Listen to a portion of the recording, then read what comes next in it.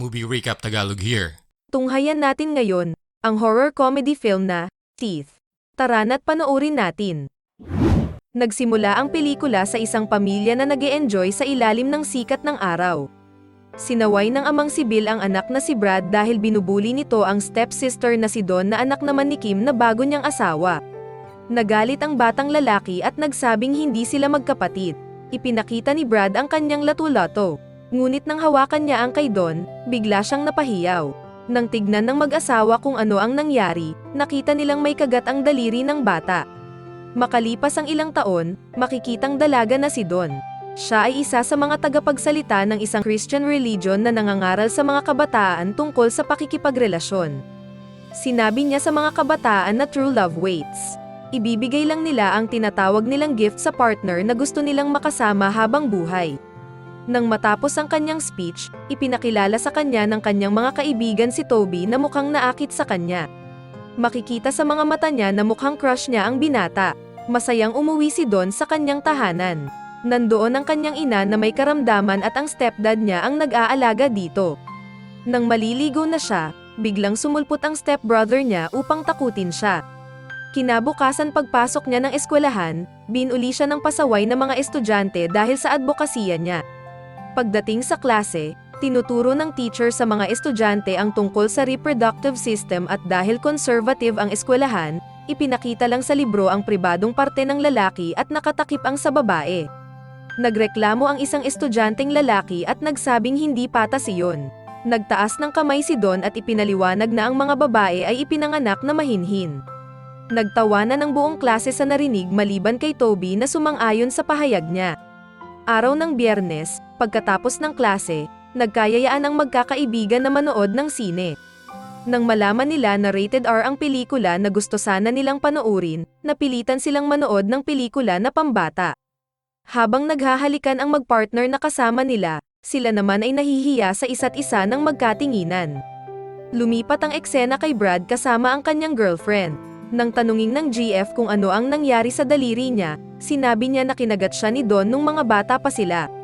Tapos ay makikita si Dawn at mga kaibigan na namasyal sa isang lawa.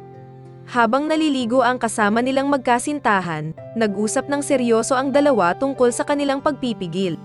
Sinabi ni Dawn na birhen pa siya samantalang si Toby ay umamin na hindi na. Nangyari ito 1.5 taon na ang nakalipas at hanggang ngayon ay nagigilty siya sa nagawa. Kinomfort siya ni Dawn sa pagsasabing mas matatag siya sa paglaban sa tukso sa ngayon dahil kahit nakaranas na siya ay nagawa niyang iwasan ito. Nang gabing iyon, naglaro sa isipan ni Dawn na ikinakasal siya kay Toby. Habang nagpapantasya siya ay hinahaplos niya ang kanyang katawan.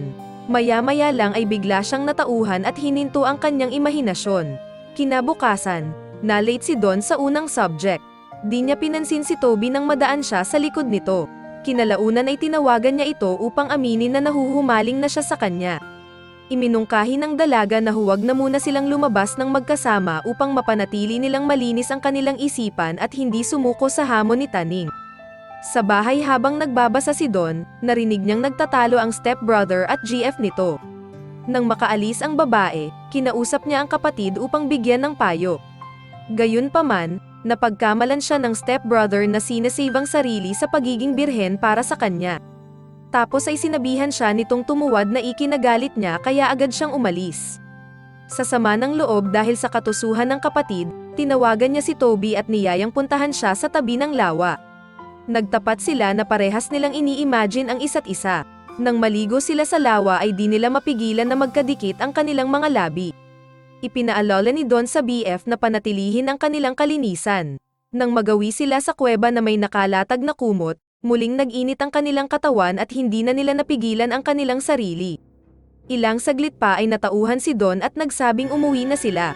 Hindi nagustuhan ni Toby ang pag-gutters ni Dawn kaya aksidente niyang naumpog ito sa bato. Nang mawalan ng malay si Dawn, sinubukan ni Toby na ipilit ang sarili sa kanya. Agad nagkaulirat si Dawn at biglang napasigaw si Toby sa sakit. Naguguluhan si Dawn sa mga nangyayari. Parehas silang nangilabot sa natuklasan na naputol ang kabuhayan ng lalaki at nalaglag ito sa batuhan. Tumakbo si Toby sa takot habang si Dawn naman ay nanginginig at dahan-dahang lumabas ng kuweba. Nang gabing iyon, Sumagi sa isip niya ang itsura ni Toby na pinangarap niyang maging asawa at ang paulit-ulit na panaghoy nito. Sa galit ay pinunit niya ang mga poster sa dingding ng kanyang silid. Sumunod na araw, inanyayahan siyang magbigay ng isang talumpati tungkol sa kadalisayan sa isang conference. Gayunpaman, may trauma pa rin siya at mukhang balisa. Nagbanggit lang siya ng ilang salita na walang katuturan bago siya sinalo ng pastor para ituloy ang talumpati. Pagkatapos ay nilapitan siya ni Ryan at tinanong kung okay lang siya.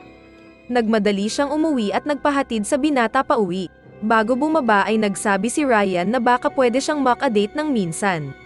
Di siya sumagot at tinanggap ang calling card ng binata bago lumayo. Maya-maya lang ay na-realize ni Ryan ang pagiging torpe niya kaya bumalik siya sa bahay ni Don. Gayunpaman, kinumpronta siya ni Brad at sinuntok ng malakas. Sinabihan siya nito na tigilan ang kanyang stepsister. Hindi mapalagay ang dalaga sa nangyaring kababalaghan. Nagpa siya si Don na bumalik sa kuweba para harapin ang kanyang trauma ngunit siya ay napasigaw sa takot nang makita ang maliit na alimango na gumagapang sa naputol na lawit ng binata. Naniniwala si Don na isa na siyang maruming babae kaya tinapon niya ang kanyang purity ring sa bangin. At pag-uwi niya ay maingat niyang inalis ang sticker sa kanyang librong anatomy. Natigilan si Don nang makita ang totoong itsura ng ari ng isang babae sa unang pagkakataon. Matapos niyang ma-search sa internet ang kalagayan, napag-alaman niya na ito ay vagina dentata, na isang sinaunang alamat kung saan ang ari ng babae ay sinasabing tinubuan ng ngipin at kung sino man ang madikit dito ay maaaring masugatan o mamatay. Sumunod na araw, nagpa-check up si Don sa isang gynecologist upang malaman niya kung ano ang nangyayari sa kanyang katawan. Sinigurado ng doktor na ang nararanasan niya ay normal lang sa babaeng nagdadalaga. Nang malaman ng doktor na ignorante ang dalaga sa ginagawa ng gynecologist, umiral ang kalokohan nito at nagsabing ihinga niya lang ang nararamdamang sakit. Tapos ay napasigaw ang doktor nang may kumigat sa kamay niya. Pilit na inalis ng doktor ang kamay sa puwerta ng pasyente hanggang sa makaalpas siya at makita ang mga putol na daliri niyang nasa lapag. Parehas silang napasigaw sa nakapangingilabot na pangyayari. Pauwi siya ng bahay, napansin niya ang isang polis na minamaneho ang owner ni Toby papuntang lawa. Nang sundan niya ito, nakita niya na inaangat ng mga pulis ang patay na katawan ni Toby na natagpuan sa lawa. Pagbalik niya sa bahay, inabutan niya ang ina niya na nakabulagta sa lapag. Sa kasamaang palad ay walang pakialam ang stepbrother niya at GF nito na nagtotoktikan sa katapat na kwarto. Agad siyang tumawag ng ambulance at dinala ang ina sa ospital. Makalipas ng ilang oras ay ginising si Don ng isang bangungot sa ospital. Pinayuhan siya ng stepdad niya na umuwi na muna upang makapagpahinga. Pagdating sa bahay ay naabutan niyang nag-aaway ang stepbrother niya at GF nito kaya nagdesisyon siya na magpunta sa bahay ni Ryan. Nagpapasama siya sa binata dahil isusuko na niya ang sarili sa mga pulis dahil nakapatay siya at muntik nang makapatay muli. Ito ay dahil mayroong kakaiba sa loob ng kanyang katawan. Gayunpaman, hindi maintindihan ni Ryan ang mga pinagsasabi ng dalaga tungkol sa ano ang meron siya. Pinainom niya si Don ng gamot upang kumalma tapos ay sinabihan na kailangan niyang magpahingang mabuti. Sumunod na eksena, habang naliligo si Don, ginaya ka ni Ryan ang silid ng mga kandila at nagpatugtog siya ng nakaka-relax na musika. Ilang saglit pa ay lumabas si Don at hinahanap ang kanyang damit dahil kailangan na niyang magpunta sa istasyon ng pulis. Nagpayo si Ryan na kinabukasan na siya magtungo sa istasyon dahil uminom siya ng gamot at baka mahilo siya sa daan. Pagkatapos ay tinagayan siya ng alak ng binata na tumapon sa kanyang katawan. Nagwika si Ryan na lagi siyang nandoon para sa kanya. Dahan-dahan ay napunta sa tuktikan ang pagmamalasakit ni Ryan sa dalaga. Kinakabahan man, sa puntong ito ay malugod na pinapasok siya ni Don sa kanyang kalangitan. Sa pagkakataong iyon ay walang ngipin na nakigulo sa kanilang tuktikan. Samantala, may nakitang pambihirang ngipin ang doktor sa katawan ni Toby. Hindi nila matukoy kung ngipin ito ng pating o ibang klase ng isda. Ang pinagtataka nila ay galing ito sa katawan ng tao base sa mga pagsusuri.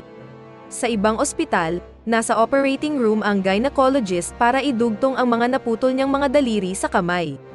Nang tanungin siya ng surgeon kung paano naputol ang kanyang mga daliri, patay-mali siya niyang hindi sinagot ang tanong. Kinaumagahan, muling nagtaktikan ang dalawa. Habang gumigiling si Don, nakatanggap ng tawag si Ryan mula sa kaibigan. Ipinagyabang ng binata na kasama niya si Don. Nang tanungin ng dalaga kung anong meron, umamin si Ryan na nakipagpustahan siya sa kaibigan na kaya niyang makascore sa kanya. Tapos ay lalong napikon ang dalaga ng asarin siya ni Ryan tungkol sa advokasya niyang manatiling dalisay. Walang ano-ano'y biglang napahiyaw si Ryan dahil nadali ang kanyang lawit. Umalis si Don habang si Ryan naman ay umiiyak na tinawag ang kanyang ina. Lumipat ang eksena kay Don na pumunta sa ospital at nalaman niyang patay na ang kanyang ina. Sa bahay, pinapalayas ni Bill si Brad dahil hinayaan nitong mamatay ang asawa niya. Tumugon ang anak na hindi niya dapat pinakasalan si Kim dahil doon ay naging kapatid niya tuloy si Don na matagal na niyang gusto. Nagkapisikalan silang mag-ama hanggang sa pakawalan ni Brad ang alagang aso para atakihin ang ama. Nang sabihin ni Bill na mahal siya ng stepsister, natigilan si Brad at tinawag ang alagang aso. Nang maglaon, nagpunta ang GF ni Brad at Bill sa ospital. Humingi ng tawad ang dalaga kay Don. Sinabi niya na narinig niyang sumisigaw ang ina nila pero nagsabi si Brad na hindi sila dapat mag-alala dahil normal lang iyon. Galit na umuwi si Don para maghiganti. Nagpaganda siya at pumasok sa kwarto ni Brad. Sinubukan niyang akitin ang stepbrother na ikinagulat nito. Nagtanong si Brad kung bakit bigla-bigla ay gusto niyang magpataktik. Pero tinuloy lang ni Don ang pang-aakit hanggang sa nangyari ang hindi dapat mangyari. Sa kalagitnaan ng tuktikan, naalala ni Brad na hindi ang bibig ni Don ang kumigat sa kanyang daliri noong sila ay bata pa. Nang mapagtanto niya na ari ni Don ang kumigat dito, natigilan siya nang may kumigat sa lawit niya. Nahulog ito sa lapag nang tumayo si Don. Inutusan ni Brad ang aso niya na atakihin si Don ngunit ang putol na lawit niya ang inatake nito at kinain. Makalipas ang ilang segundo ay lumabas si Don sa kwarto habang nagmamakaawa si Brad na wag siyang iwan. Pagkatapos ay nagbisikleta si Don upang magpakalayo at lumabas ng kanilang bayan. Sa gitna ng kanyang pagpadyak ay naplatan siya kaya naghanap siya ng libreng masasakyan upang makalayo sa mga pulis. Di nagtagal ay hinintuan siya ng matandang lalaki at pinasakay siya nito. Sa haba ng biyahe ay nakatulog siya.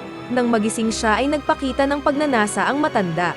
Hindi siya makalabas dahil nakalock ang pinto. Nakakapangilabot ang paglabas ng dila ng matanda na nagpapahiwatig na may gusto itong mangyari bago siya pakawalan. Sa una ay nag-alinlangan si Don ngunit umiral ang katusuhan niya at tila gustong dalain ang mga taong mahilig. Sa huling eksena ay ngumisi siya at parang nagsasabing, "No problem, welcome kayong pumasok sa kuweba ko."